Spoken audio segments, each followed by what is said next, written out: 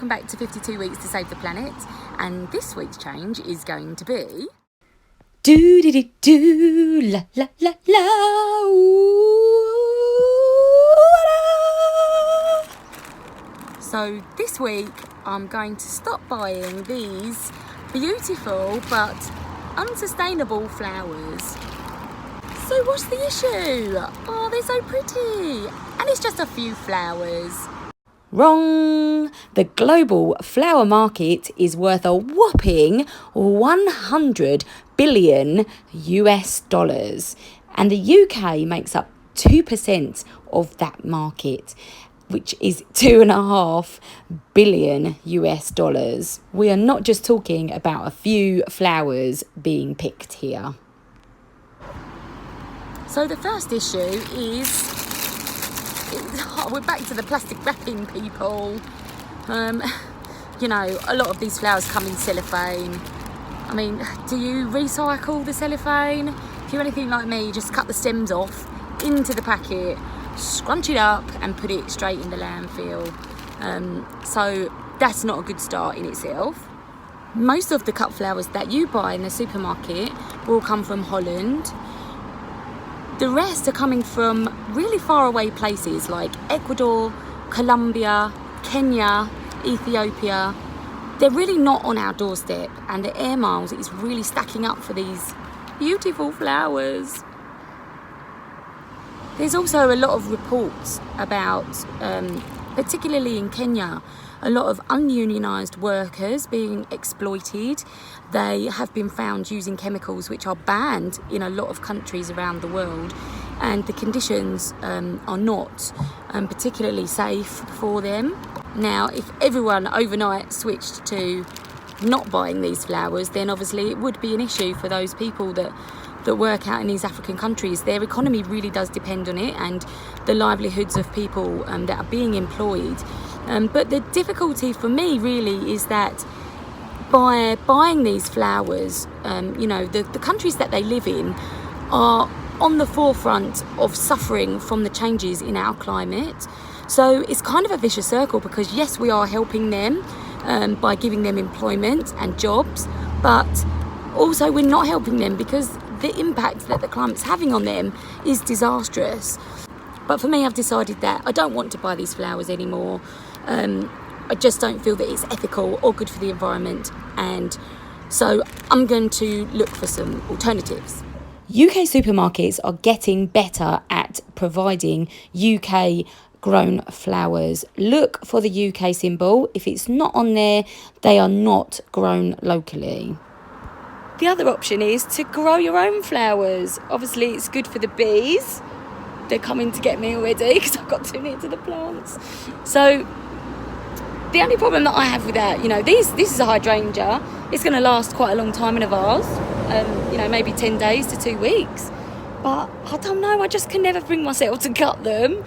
They just look so nice in the garden, and I don't like the fact that I cut them and then there's a big hole in my garden. So maybe I need to take a little trip. Or you could come and pick your own flowers. Look at these sunflowers. This is Rittle sunflowers in Essex. You can come and you can pick your own. You know exactly where they come from. It's the ultimate in locally sourced flowers. There are absolutely no air miles involved in these flowers whatsoever. I am literally in heaven. And they're cheaper than the supermarket. £6 for one bunch of flowers. In Marks and Spencer's, it was £10 for a bunch. And they can afford to be cheaper because they're not being flown anywhere. They're not having to be grown in a greenhouse and water and light and everything that goes with it. They're just here. And they're amazing. And they do wildflowers as well. Hey, look. Shall we get 2 of these ones? We can get whatever we want. So just come and pick your own bunch. Yeah. It's fab. We love it, don't we, kids? You like it? Thumbs up? No, you can't have it. But there are going to be times that you want to send someone flowers, and it's not going to be practical to pick your own or grow your own if they live particularly far away. So what can you do in that situation? And a quick Ecosia search of UK grown flowers by post comes up trumps. There's a great selection of locally grown flowers to choose from. It's not always just about me personally either. My work send a lot of flowers and our default is just to use Interflora. So maybe it's time actually to have a bit of a rethink about how we're sourcing our flowers at work as well.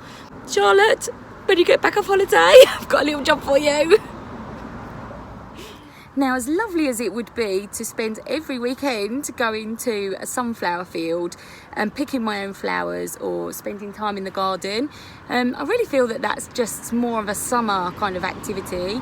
If I'm going to be buying more locally grown flowers, then the choice is obviously going to become a bit more limited as the winter comes. So my next alternative is... what's these? So these are actually artificial flowers. I don't know if you have any in your house, but I really like them. You know, there is some plastic on there, and they've probably been flown quite a long way. I'd expect that these would come from the Far East at source. But you can buy some really good quality flowers, not that expensive. They're going to last you a really, really long time. There's going to be no stagnant water in your jug that you're going to have to change regularly. It's easy, and I think they look really good. You're going to pay probably a bit more. Obviously, this bunch would probably cost you, I don't know, 30 or 40 quid.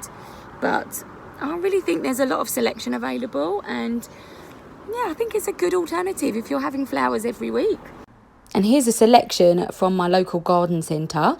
There is a really wide variety available, and I think they genuinely look really realistic. And the price is good. They're not as expensive as they used to be. So I hope I've given you some good alternatives for more sustainable flowers. There's lots and lots of different choices on the market, and yeah, we could just be all a bit more sensible about the choices that we make. It can really have an impact. So until next time, hope you all have a good week, and I will see you again next time.